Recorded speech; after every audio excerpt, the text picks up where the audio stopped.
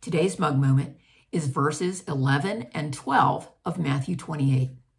As the women were on their way into the city, some of the men who had been guarding the tomb went to the leading priests and told them what had happened.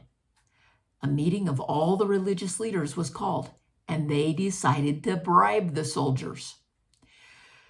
Meanwhile, back at the ranch, we've all watched a movie where the action builds and then the editor cuts to another part of the story. That's what's happening here.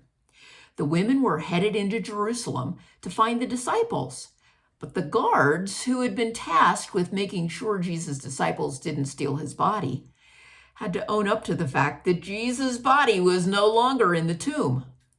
They knew what they had been assigned to do, and they also knew they better tell the religious leaders.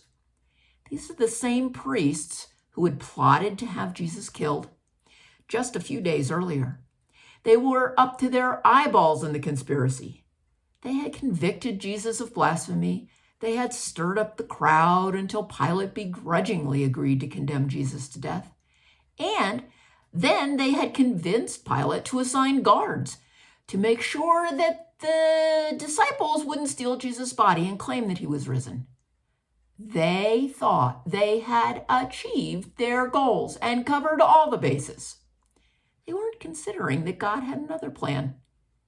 God's plan is always best and will always succeed, no matter what people do and how often they attempt to do things their own way.